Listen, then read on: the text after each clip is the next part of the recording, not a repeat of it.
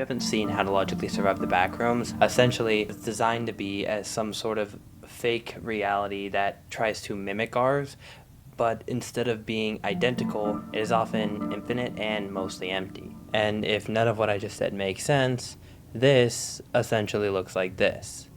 And this looks like this, and finally, this looks like this. Now, if you're anything like me, having a giant fake version of the world and the only difference is you have it completely to yourself, it doesn't sound like the absolute worst thing, except for that there's essentially no food. There's also the fact that often, once you enter, you'll be thrown back and forth through the levels like a human ragdoll, as well as the things that do exist here want nothing more than to make the backrooms your final resting place. And once you end up here, there's essentially no way out. Well, there is, but I don't think any of us have the time to go over that. And if you are curious about how to exit, I suggest checking out Brugali's channel, as he's much more experienced with the backrooms than I am. Now, to me, doing an episode of this series for the backrooms was almost too perfect, because almost every single level of the backrooms is beyond unfair, as well as there just being such an incredible amount of levels, and many of them being so insanely bullshit that it would put my How to Logically Survive video to complete shame. But if you're familiar with this series, this is exactly what I like to look for.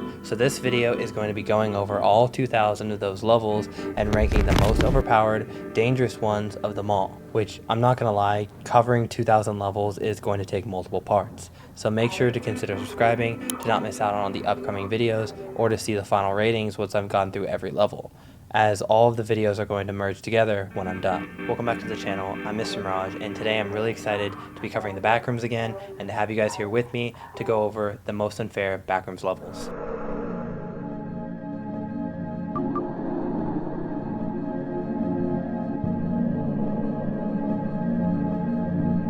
Before we go into the main part of the video, I want to go over what I actually consider as unfair. Now, the main goal of a human being is to survive, obviously. Traditionally, a typical level is rated in two types of threats: environmental and entity driven. But these ratings are often already at the top of pages, making this way too easy of a job for me. So simply being labeled a 5 or a 5e is just the beginning. So I kind of want to look into the core aspects of each level and go over if the average person like you or me would be able to survive in that kind of environment, and if not, how much torture would you have to go through before the backrooms finally let your soul go. Essentially, the concept of the backrooms is simple. One second you're minding your own business here in what is referred to as the front rooms, then randomly you can glitch through reality, or what they call no clip, through a wall, a door, or even something like a slide, and end up in the backrooms. And there is a 99.9% chance that you never will be able to leave. But that shouldn't stop you from trying. Each level has their own way of entering and exiting, but no clipping is a fairly solid yet risky bet. So of course, this will also play a factor in my rating logic. Now, level 0 is probably one of the most popular and well-recognized backrooms levels, as it was like the original one on 4chan. But what I find the most interesting about it is the amount of sub-levels that it actually contains hiding under the surface. And that's pretty obvious because I'm covering quite a few in this video, so bear with me here. Starting with the level known as level beta.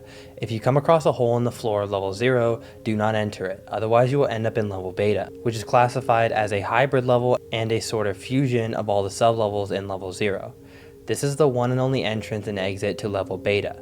Originally, the Massive Explorer Group, or MEG for short, believed that level beta had no entities. However, this is just a cover-up, because in reality, level beta does actually contain a hidden entity, one that isn't even given a name and referred to as one of the original entities. Not much is known about it other than the fact that once it sees you, it will have 096 determination of tracking you down and making sure you no longer live. Level beta, however, proved that maybe it's better to leave some levels alone, even for a single type of entity.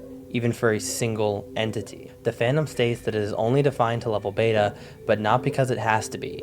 It is trapped because it believes it is trapped, and if one day it were to find an exit, it would crawl its way onto the main level 0. And MEG takes this so seriously that they don't even want you to risk learning about it, not to mention go into level beta itself. But one of the coolest parts that I found about this entity is whoever wrote the article, I don't know if it was originally like this, probably not, but whoever wrote the article stated that the line, "God save you if you hear something wandering around down here, because it sure as hell's heard you," like the one from the original 4chan post, was written by a wanderer in level beta describing this entity. When ranking level beta, it by default slides into our number 1 slot.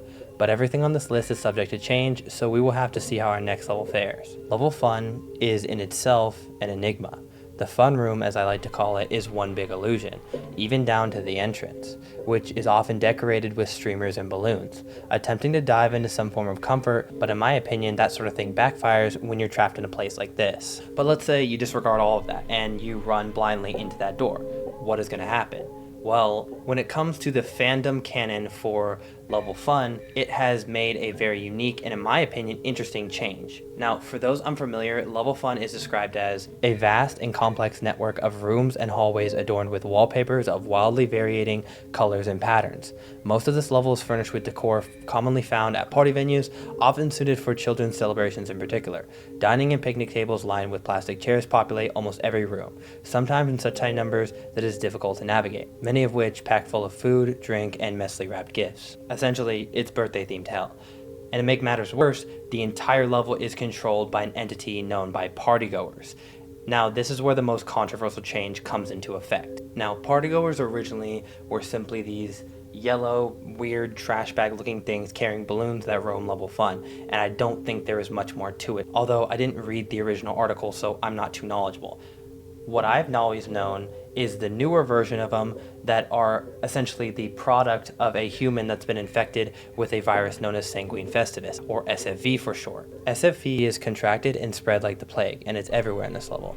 And when contracted through basically any orifice in your body, including cuts or scrapes, one begins to become so incredibly cracked out on dopamine and serotonin that they can barely control their excitement and end up accidentally tearing apart everyone around them, spreading the infection.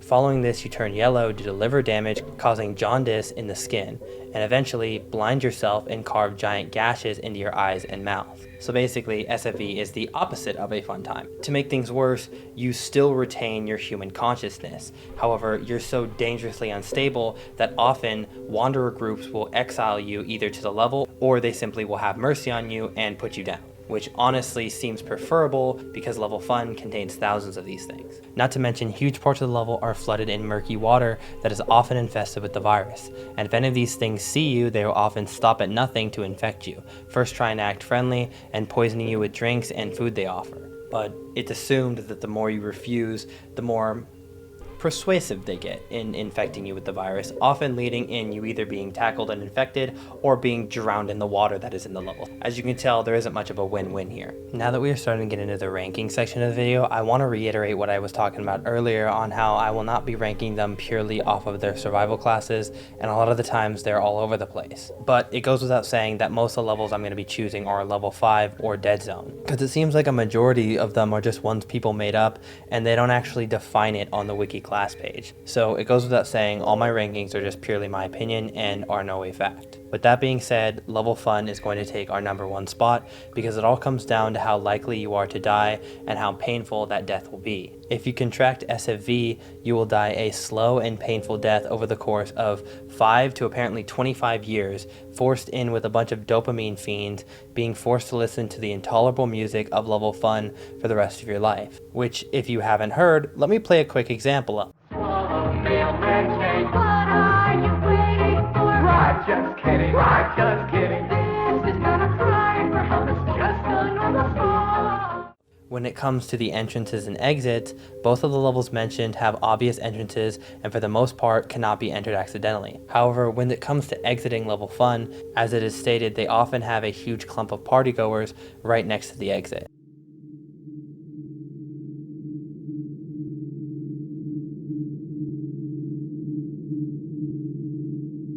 The Red Rooms is going to come to be our second level 0 sublevel that I cover in this video. And like level beta, it too completely ditches the number clarification and lets its nickname stand by itself. Now, if this room isn't already terrifying to you, it's one of the only levels in the Backrooms to be classified as a dead-end level, or a level with an entrance but no exit, a tomb level, so to speak. The room is completely bathed in a red hue, making it not only harder to see, but harder to navigate. Not that it would really matter though, because the only journal entry recovered from this level states that every single section is mapped exactly the same. She continued on through this new set of rooms, searching again for an exit. But I've been here before. Her worst fears were confirmed as she scoured this new area for signs to the contrary, but it was no use. these are identical to the set she had already been in. Starting room, hallway with 1 turn, tally room, hallway with 2 turns, empty room. Not to mention, entering this room is not entirely voluntary, as simply ending up in the wrong place in the wrong time while adventuring level 0 can make you end up just appearing here, and then that's it. Since this is the first dead end level, and the first to have an extremely unpredictable entry system, I think it easily manages to slip into the first place spot on our list. As the name suggests, level 1.77 is designed to be the polar opposite of its parent level, the Habitable Zone. An example of this is unlike level 1 where you can find like supply crates with actually useful stuff in it.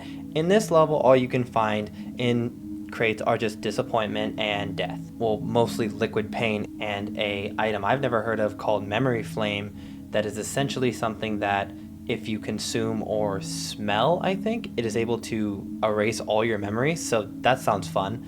Oh, and if you no-clip here, you're going straight to the void. So this is a very interesting level, to say the least. According to someone who found themselves here, 3 of his friends instantly became lost from no-clipping, and it's very likely that they too fell into the void. Oh, and for those unfamiliar, liquid pain is essentially a crazy potent acid. Oh, and another thing about Memory Flame, if it doesn't wipe your memory, there's a good chance that it'll just kill you, or at the minimal, damaging your lungs from breathing it in. Objects are going to appear on this level at random, some appearing useful.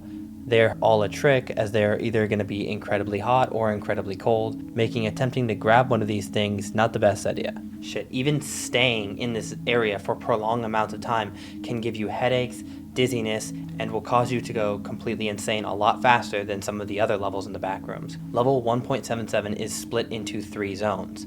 The main area, the dark zone, and the core, all of which are, as you can assume, infested with entities, and each room seems to be worse than the last. The main room is a giant warehouse that, while being the safest, will immediately have entities bolting after you. You will have to think fast, otherwise you won't last long. Keep in mind there's nothing useful to you here, not to mention the floor and walls can be coated in liquid pain, so don't risk touching any liquids you see.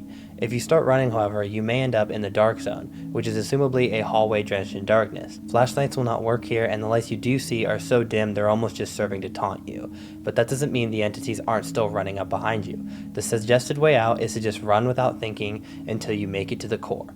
You will be surrounded at this point because the core is where all the entities originate, but if you're lucky, you will find an exit through a crack between the floorboards. Now, of course, a few other rare exits exist, but you will likely die before finding them. Now, in my opinion, between this level's amount of entities and the just sheer gauntlet-style way to exit the level, it seems to be one of the more unfair levels on our list. Not to mention, the way you appear in this level is by simply fainting at any spot in level 1. And then, of course, there's the whole no clipping into the void thing. But since this level does have exits, along with the entities I wouldn't say being nearly as bad as SFV and partygoers, I would say level 1.77 sits at our 3rd spot, bumping level beta to level 4.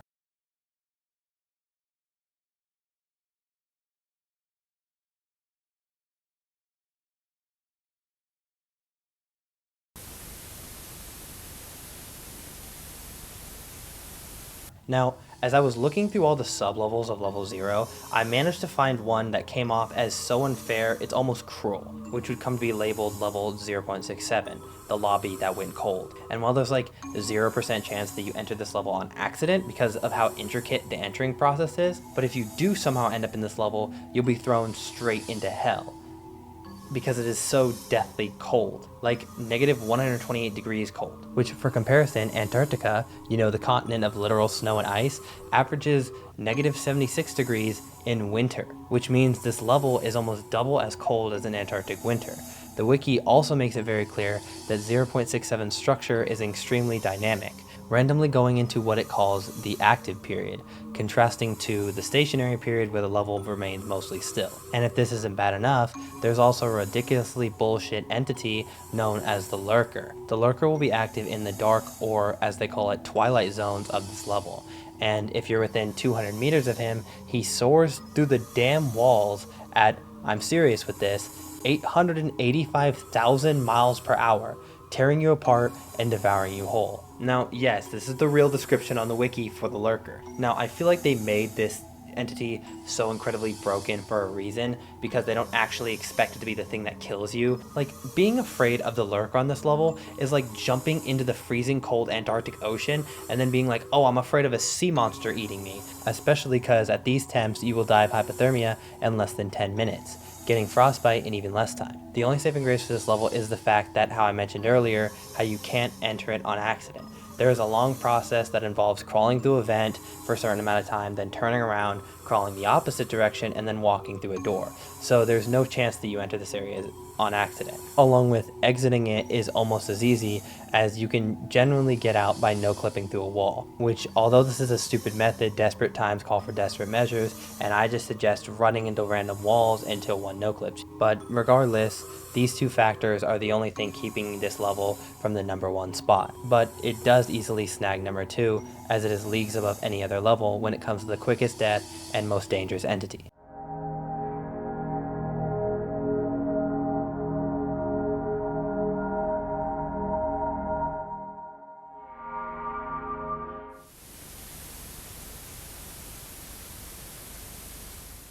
To take a break from level 0 sublevels for a while, the next one is going to be a level 5 sublevel to switch it up a little bit. Now, hotels kind of already give a sense of dread on their own before they're already brought into this sort of weird liminal dimension. Level 5, for those unfamiliar, is essentially a infinite 1930s style hotel that at first glance seems harmless and empty, but it has a level 5 rating, so something is up here. And that something is, apart from easily becoming lost, a common theme here, there's a deity-like entity that will drive you insane, then kill you, along with wretches, aka humans that have lost their sanity, hounds that roam the halls at random, boiler rooms that you have even more entities, and heat danger, along with the possibility that at any time you can just die from a gas leak or heart failure. But in my opinion, all of this could be the work of the beast on level 5, but that's pretty speculatory.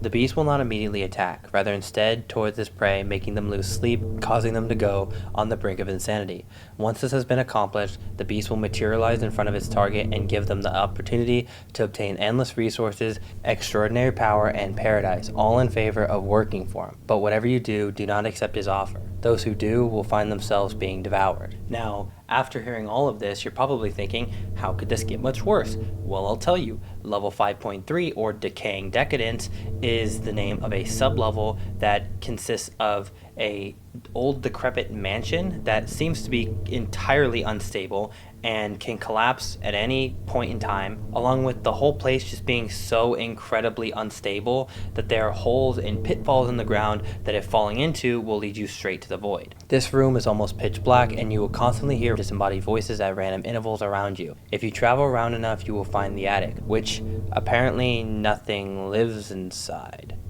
Well, except for this abomination that looks straight from Trevor Henderson. The entity, labeled Cold, is kept secret, similar to the entity on level Beta.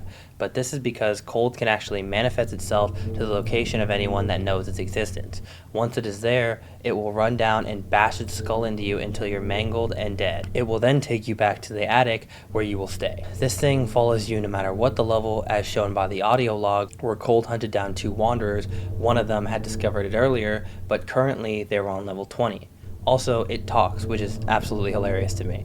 The only reliable way to exit level 5.3 is by touching a gramophone if you're able to find one. Ranking these 2 levels together, I would put them relatively low, as there are exits, as well as containing relatively tame entities apart from the beast of level 5, which is the only thing keeping it from being number 6 on our list. But overall, I would say it's a tad more intimidating as a whole than level 1.77, so it takes the number 4 spot, bumping 1.77 to 5 and level Beta to 6.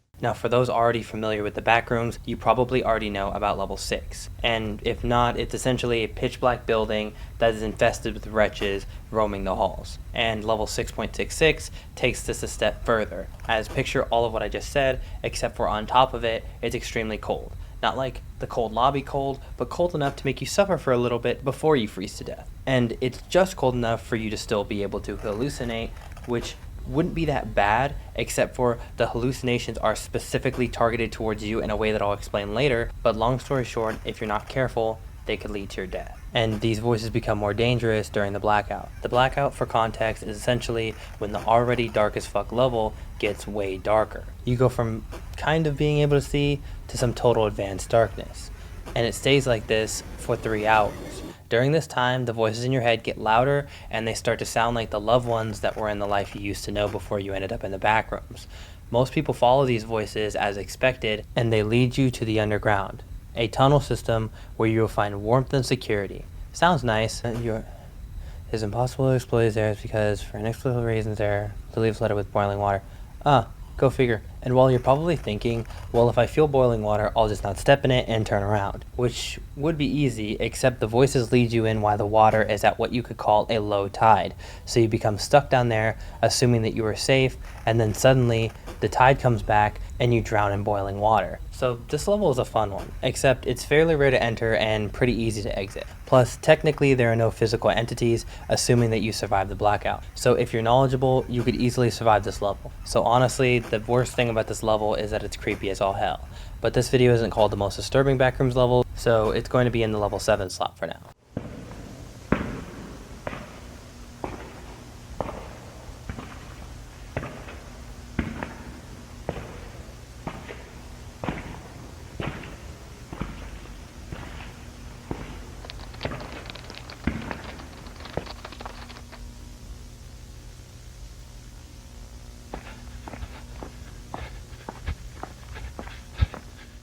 Now, level 5 and sublevels primarily play off of the fear of running into trouble deep underground in a cave, and on top of that, it makes it way worse because all of them tend to have a ton of entities in them. Now, level 8 and its sublevels primarily play off of the fear of running into trouble deep underground in a cave, which I'm sure is a fear that everyone at some point has thought about in their life and how horrific it would be. And to make it worse, they often have entity infestations down there, making level 8 already kind of a nightmare. Some of the entities that you're going to find down there include smilers. Others come into contact with these big mounds of flesh and arms called clumps, but it seems the majority of entities in level 8 have become swarms of either giant flying bugs or giant spider looking things, making level 8 without a doubt a very dangerous level. And for some reason, when I look at level 8, I ask myself, well, what could make this level way worse? And the answer I've come up with is, I don't know, how about you flood the cave with water? And it's here we see the amazing level of level 8.1 come into the picture. As assumed, claustrophobia is going to be at an absolute maximum here, along with it being classified as a mine shaft instead of a cave, which essentially just means a 10 times higher chance of it caving in on you, along with the addition of Anthetikas, which are themselves a uniquely overpowered entity that feeds off of your insanity, which in a level like 8.1 you could assume would be common. But if you going insane isn't enough for them, they will be happy to beat you down and use telepathic mind games until your brain is fried. There is also a slight chance that the water in this level contains a hydrolytis plague, which, as you can assume, isn't the best,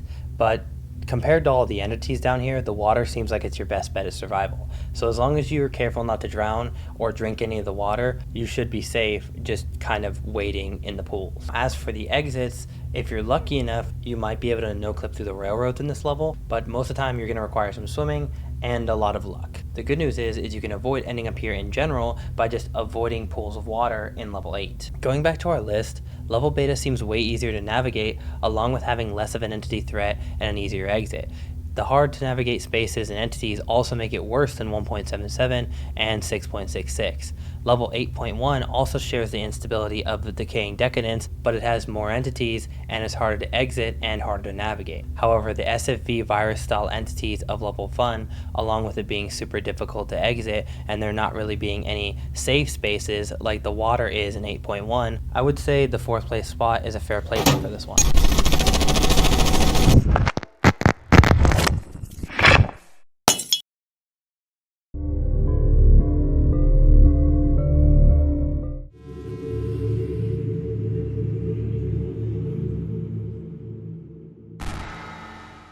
Now, in the backrooms, we're often reminded again and again that too much of anything can be its own unique hell. What I mean by this is, say you're dying of thirst and you want nothing more than had to have some water. You might find yourself in an infinite ocean drowning in water. Or let's say someone dying of loneliness might want someone to accompany them, but here it's honestly better if you remain alone. For the case of 6.5, when in its parent level lights out, one might yearn for some form of light. Well, lucky for you, you can just as easily get flashbanged by level 6.5. Blinding Lights is a level where it's so bright that you can't even keep your eyes open, as it would be too disorienting. The wiki states, in direct opposition to level 6, the light sources here make it practically impossible to navigate through the sublevel. When one enters this level, one's eyes will be almost blinded by the intense wave of high amplitude electromagnetic radiation that originates from unknown sources in all directions. Further investigation has revealed it emits all frequencies of visible light equally, thus making it a pure white shade. The light is overwhelming to the point where one will not even be able to distinguish their own hands from the surrounding environment. It is so bright here, Major Explorer Group hasn't even been able to tell if entities exist, but it is theorized that due to their qualities, a couple entities could thrive here, mainly lighters, which are essentially floating balls of heat that, depending on the intensity, can be hot enough to melt through your skin. Most of the time, they are obvious, but here it would be impossible to decipher if they are near you unless you feel the heat ahead of time and manage to get away, which would be a nearly impossible task. There are safe rooms here, but they are few and far between. So I feel like this deserves the spot above our last level, because believe it or not, it is even harder to navigate, and who knows how many entities could actually be on this level, putting it as the new number 4 slot and moving everything down accordingly. Now, early in this video, I did mention that level beta sort of took a bunch of aspects from other level 0 sublevels and put them into one. But I would say level 0.8 and with it 0.81, being the final level 0 sublevels I'm going to cover in this video, do a way better job of taking every horrible aspect of all the other levels that I've covered in this video and combining it into one big abomination. Level 0.8 and 0.81 are technically two levels, but they are very closely connected. Level 0.8 is a darker, flooded version of level 0, that when entered, you are immediately at risk. Some parts seem to be shallow, others not so much, but the main threat here is the entities. There are many random ones like needle limbs, which basically use mimicry to lure you similar like a skinwalker, but the main threat here is an intelligent hive mind mold known as Divilium morbus. Divilium morbus is an infection. It is labeled as a hallucinogen in the earlier stages of the sickness. Initial symptoms may include, but are not limited to, auditory hallucinations, severe headaches, thalassophobia, impaired vision, loss of rationality, delirium, and tinnitus. But it gets worse. When looking into level 0.8's file, you discover that Divilium morbus is actually way more terrifying than that. To summarize, it can wrap around you and unwillingly drag you from an area that has visibly oxygen to an area where there's zero oxygen and entirely flooded in this mold infested water, which, assumably being unprepared, you would not have scuba gear and you would drown. And even somehow, if you are prepared, this mold can still likely infect you, making you die a slow and painful death at the hands of its tendrils, all while being mostly unable to see, and later becoming its flesh puppet, as the organism is parasitic and will take over your body as it does to so many entities on this level and the level above. This seems utterly horrific, and if it weren't so obvious to enter, as you have to willingly step into 0.8, it would probably take our number 1 spot. And for anyone who wonders how this could possibly rank over the cold lobby, ask yourself, would you rather freeze to death or forcefully drown? And you have your answer.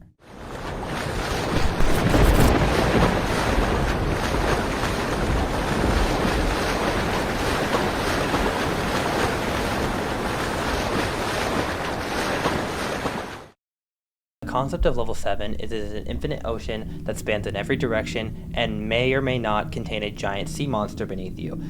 And while that is already in itself one of the most unfair things I've covered today, it would be very, very similar to what I just covered, as in both scenarios you would likely forcefully drown. So to make things more interesting, I looked into one of level 7's sublevels, and the one that would come to catch my eye the most is the one rated 5E, level 7.7. To recap, 5e levels take their danger rating from the environment, rather than simply a normal 5, which is rated from entities. And at first, I was confused, because level 7.7 didn't seem that menacing compared to some of the other options. But after reading the article, there are a few things to keep in mind. Here is a brief excerpt from a wanderer stuck on level 7.7. In the blink of an eye, everything changed. In its place, all that is here is just a giant rock and some eerie looking lighthouse. I definitely no-clipped again, but the thing is, this rock is incredibly tall. When I look down, all I can see is sea, and a lot of it. Even so, this height is way too much. I'm pretty sure if I jump, I'm not surviving that, unless I pull off some of those awesome techniques professional divers used back on Earth.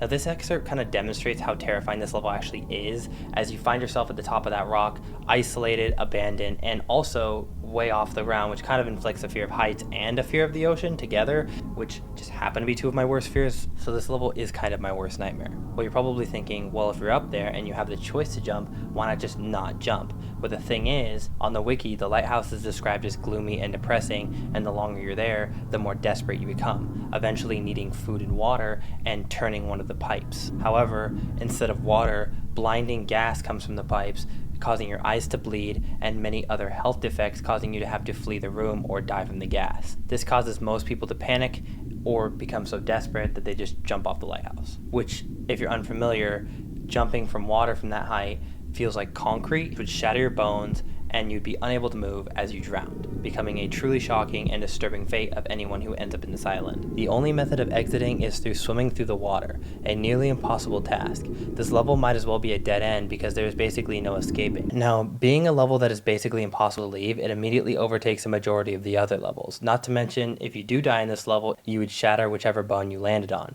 drowning in excessive pain. However, since this environment is a lot harder to enter accidentally than the red room, along with that room being a longer drawn out death over time, I would say level 7.7 takes our number 2 spot on our list. Now, this video is starting to drag out, so as expected, I'm going to have to do more parts, but the last level that I'll be going over in this particular volume is another unnumbered level referred to as Where Everything is Dull, or more commonly as the Grayscale Park. The Grayscale Park is described as a maze of rooms with oddly symmetrical structures tinted in shades of black and white that are tremendously large and have the surface of aluminum plating. There are aluminum bars that are visible and stretched at the border of the level, with the outside from the level leading to a bright white and dull void. Now, the scariest part of this level is simply how insane anybody would go being trapped here, as there's absolutely nothing to look at, nowhere to go, and the fact that unless you pack abundant supplies, there's a good chance that you will die of thirst. Hell, even no clipping in this level leads you right back to where you began. There's only one kind of exit noted in this area, but I feel like it's kind of a joke, because in order to exit this level, you have to physically break the metal plating off the walls, and if you somehow manage to break metal with your bare hands or legs, then you have a 3% chance of there being an exit behind one of these panels that you can leave and go to level -1. But I don't know if any of you guys have ever tried to break metal with just your bare hands, but it's not really plausible. Not to mention the whole 3% chance thing. And to make it worse, you are on a sort of timer, as every single time that you fall asleep, you will be automatically transported deeper and deeper into the level. Your first and second sleeps don't really change much, so you get them for free. But once you fall asleep 3 times, the entire level begins to rotate at incredible speeds, causing intense nausea, vomiting, and assumably bodily harm from being thrown into a human dryer cycle. You will stay here until your mind becomes so jumbled that you somehow enter phase 4. The spinning assumably stops, but for some reason this phase is described as worse. I don't get exactly how it works, but the wiki describes the walls and floors are always shifting and altering themselves, making it hard to traverse through the area. There is a frequency vibrating through the sub-level measured at 7 Hz and can cause one to become lightheaded and severely woozy. Any individual can frequently fall to the solid floor at any time when least expected. Well, to me, that sounds like one of the worst forms of torture imaginable, and I think I'd rather anything else. Not to mention, to enter this level, it is extremely random and inconsistent, as you can enter here from, as it doesn't really specify an entrance, so I'm assuming you can enter here from almost any level in the Backrooms at random. Now, I might get a lot of hate for this, but because of all this, I'm putting this level at number 1, because I'm sorry, dying from unbearable nausea after being ragdolled around for hours and previously shattering and blooding up your hands attempting to get out during the first 2 days, all for 97 out of 100 of the plates to not have something behind it seems like a damn joke. No human is going to be able to get out of here unless you're incredibly lucky. And honestly, if I'm going to die in one of these levels, I'd rather be drowned by mold or slowly die of dehydration in a red-hued level 0 any day than the absolute nightmare that is the Grayscale Park. Alright, I just wanted to do one last section before the end of my video as a recap of my ranking and a sort of more in-depth explanation, because my last video, like the how to logically survive analog horror, a lot of people disagreed with my ranking, so I want to kind of give more of a in-depth explanation so people are less confused on why I rank things the way they were. Starting off with the one that I ranked as the number one spot. Now, how I determine the number one spot in this one is hard because it was a major debate between level 7.7, the Red Rooms, and Grayscale Park for me, because I know a lot of people are going to be like, oh yeah, Red Rooms is way more dangerous because you're actually stuck in a void for like however long as you just run out of food and drink, but that's the same way as it is in the Grayscale Park as well as level 7.7. They all kind of share that attribute of you not having any like food or water and kind of being stuck in one area. The only thing that for me puts the Grayscale Park above both of those options is, I don't know if you guys have ever been nauseous, but picture you're on one of those things at the park and you just keep spinning and keep spinning and keep spinning, and the more you spin on it, the more nauseous you get, and eventually you can't handle it and you get off. But imagine it was like that, but you couldn't get off, and you were just there for hours and hours and hours until you finally die from nausea. Like, to die from nausea would probably take multiple days. You never know how long you'd be there, and would you ever really get used to it? That would just be like the worst death I could ever think of. So that's why I think I put that one as the number one spot for me, as it just kind of fit. As to me, that seemed like it was the most drastic. But the Red Rooms and level 7.7 were both kind of close, as they're kind of both impossible to exit, but I digress. Now, putting those top three aside, for the rest of them, I ranked all of them from 0.8 to level 6.66 based off of, if you were to die, how bad and how excruciating that death would be. Like, for an example, in 0.8, I think 0.8 deserves number 4 because of how terrifying it would be to just randomly be walking through like maybe a foot deep water and then have something grab you and pull you underneath the depths into somewhere where you're just getting pulled into black and then you just slowly drown. That seems horrific to me. Not to mention, I don't know if people are familiar with what happens when you die from cold. In the case of like level 0.67, basically what happens is eventually your nerves get so fried from the cold damage that eventually it starts to feel hot and you don't feel anything as you just slowly die. So it's like, it seems like a relatively not as bad way to die compared to drowning. Most of these are honestly just putting myself in the shoes of these people and seeing what I would do if I was stuck in these levels. As for the case of level beta and level 6.66, level beta was hard to rank because we don't really know too much about the entity and they talk it up a lot, but they don't actually tell us what it is. But so because of like lack of knowledge, I wasn't able to give it what I feel like was its proper rating. It just seems like it's like a maze of rooms like level 0, and with an entity that is so rare, like you might not even run into it, and an obvious entrance and exit, so that's why I felt like it deserves so low on the list. Now, I know what you guys are thinking. There's probably going to be plenty of you guys in the comments screaming at me for why I didn't choose any other levels than the first 8. Now, this is for a reason.